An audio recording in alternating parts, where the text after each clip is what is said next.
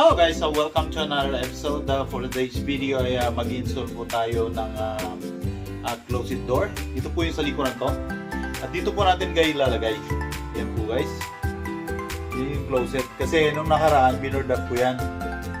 Yan.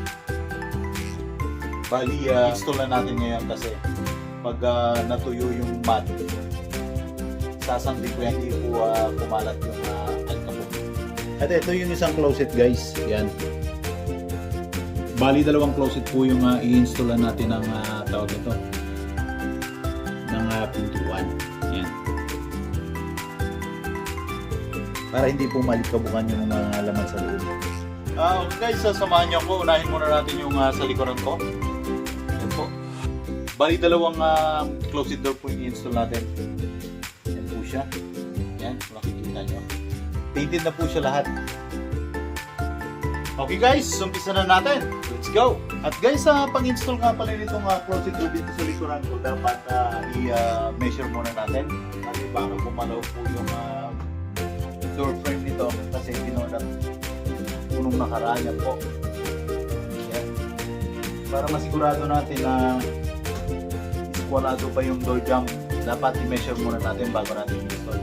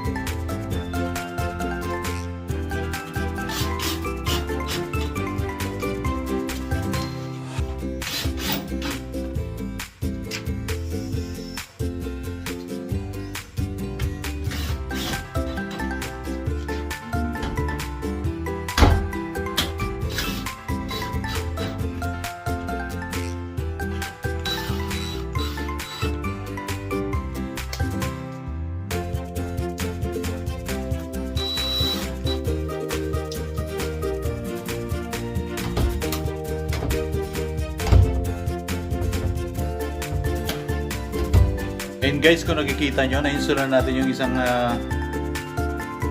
closet. Na-install na natin ang pinto. Yan. Bali, squalado pa po yung door jamb natin sa hulog. Hindi po siya nag-sweep. Yan din yung pantay na pantay yung gap sa gitna. Yan. Guys, pag in-open natin,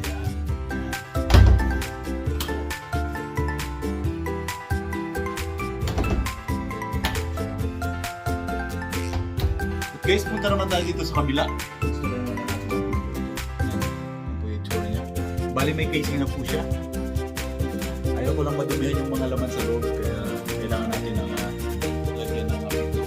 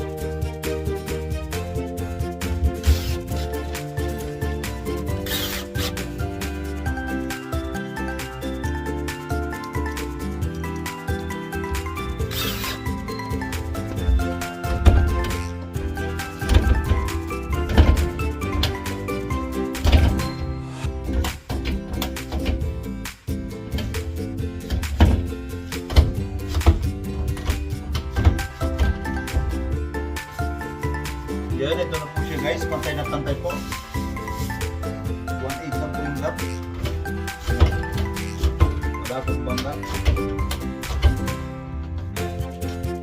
Ito guys, pag nag-install po tayo ng closet door, dapat ganyan po. 1/8 po yung gap sa gitna. Yan.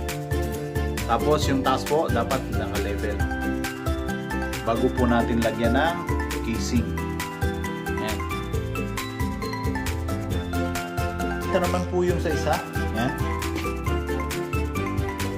Bali may casing na po ito. Bali na-reset ko na lang yan. Ganda.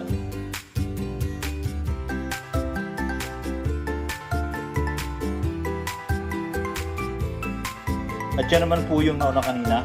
Yan. Bali lalagyan natin ng casing after na mapinturahan yung wall.